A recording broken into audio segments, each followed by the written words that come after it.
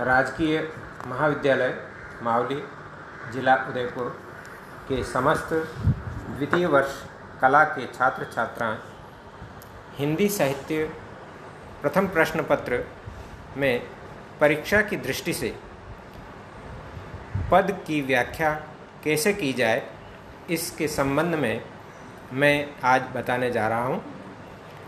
सर्वप्रथम संकलित अंश जो 4 पंक्ति या 5 पंक्ति या 6 पंक्ति में है पुस्तक में दिया हुआ है, उसे किस प्रकार से उत्तर रूप में शुरू करना है। प्रथम 2 शब्द जैसे बालक मृणालिनी, उसके बाद में डैश देकर अंतिम 2 शब्द गजमुख मुख को लिखा जाता है और वह भी अवतरण चिन्ह में बंद किया जाता है। उसके पश्चात प्रसंग लिखना होगा। उपर्युक्त पद्यावतरण हमारी पाठ्य पुस्तक रीति काव्य सुमन में संकलित कवि केशव दास से उद्धृत है। कवि ने गणेश जी की वंदना करते हुए उनकी महिमा का वर्णन किया है। भगवान श्री गणेश भक्त के हर संकट को मिटाने वाले हैं। यथा व्याख्या, कवि कहता है कि जिस प्रकार हाथी का बच्चा कमल नाल को हर क्षण जब चाहे तभी आसानी से तोड़ डालता है, वैसे ही कठिन से कठिन और बड़े से बड़े संकट का निवारण भगवान श्री गणेश क्षण भर में ही कर डालते हैं। वे कमल के पत्तों पर पड़े कीचड़ को पल भर में पांव द्वारा नीचे पाताल तक पहुंचा देते हैं, अर्थात भक्त पर पड़े संकट या विपत्ति को हर क्षण हरने के लिए तत्पर रहते हैं। भगवान श्री गणेश भक्त के पापों और कलंकों को वैसे ही दबोचकर पाताल लोक तक भेज देते हैं जैसे कीचड़ को खूंदा जाता है, दबाया जाता है, रौंदा जाता है। उसी प्रकार गणेश जी बड़ी आसानी से अपने भक्तों के कष्टों का निवारण कर उन्हें उबार लेते हैं, पाप रहित कर देते हैं। भक्त वत्सल गणेश जी अपने भक्तों को उसी प्रकार अपनी शरण में ले लेते हैं जिस प्रकार शिव जी ने चंद्रमा के कलंक को दूर करने के लिए अपने मस्तक पर धारण कर लिया था।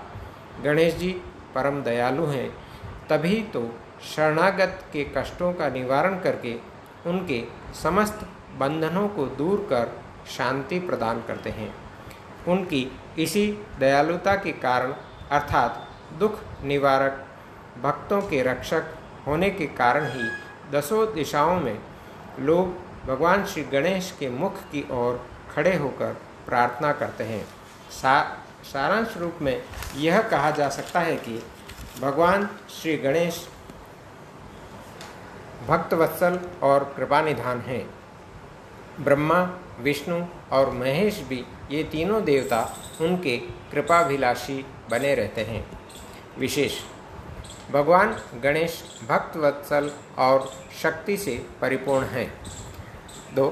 पौराणिक कथा के अनुसार श्री गणेश जी के शाप के कारण ही चंद्रमा कलंकित है और उन्हीं की कृपा से द्वितीया तिथि को निष्कलंक रहता है। हाथी के बच्चे की सहज क्रीड़ाओं की तुलना भगवान श्री गणेश से की गई है। सांकरे की सांकरनी अर्थात संकट में पड़े भक्त के कष्टों रूपी सांकल को तुरंत तोड़ देते हैं। इस पद में उपमा और रूपक अलंकार का प्रयोग किया गया है। प्रश्न 2, रस किसे कहते हैं?